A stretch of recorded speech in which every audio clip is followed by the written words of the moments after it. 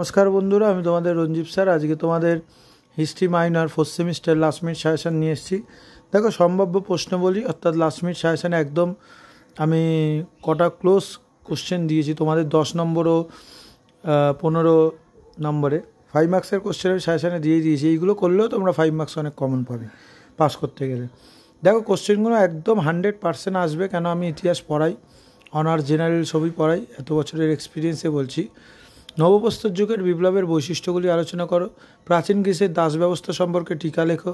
প্রাচীন রোমের কৃষি অর্থনৈতিক ব্যবস্থা খুব ইম্পর্টেন্ট কোশ্চেন। পুরনো বা প্রাচীন প্রস্তর যুগের বৈশিষ্ট্যগুলি আলোচনা করো, এই কোশ্চেনটা ভালোভাবে করে যাবে।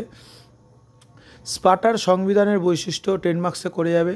পুরাতন রাজ্যে মিশরের রাষ্ট্রব্যবস্থা ফেরোদের ভূমিকা আলোচনা করো, 15 মার্কসে করে যাবে। অর্থাৎ 10, 15 কোনটা কী হবে পাশে কিন্তু লেখা আছে।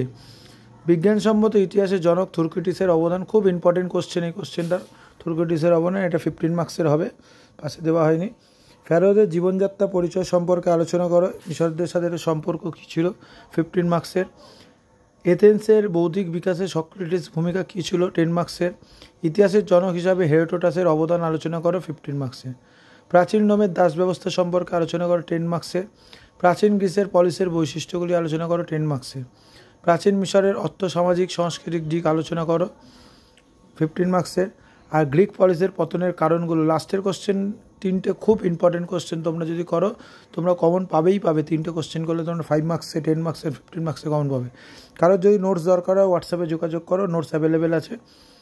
এবং আমি বলতে চাই যে তোমরা এই কোশ্চেনগুলো যেগুলো 15 মার্কস এবং 10 মার্কসে যদি করো তোমরা কিন্তু 5 মার্কসও কমন পাবে এবং তোমরা 100% হিস্ট্রিতে পাস করবেই। এবং তোমাদের সেকেন্ড সেমিস্টারের এবং ফোর্থ সেমিস্টারের অল সাজেশন অ্যাভেলেবেল আছে। কেউ যদি পারচেস করতে চাও হোয়াটসঅ্যাপ নাম্বারে যোগাযোগ করো, সাজেশন সম্পূর্ণ ফ্রি আছে।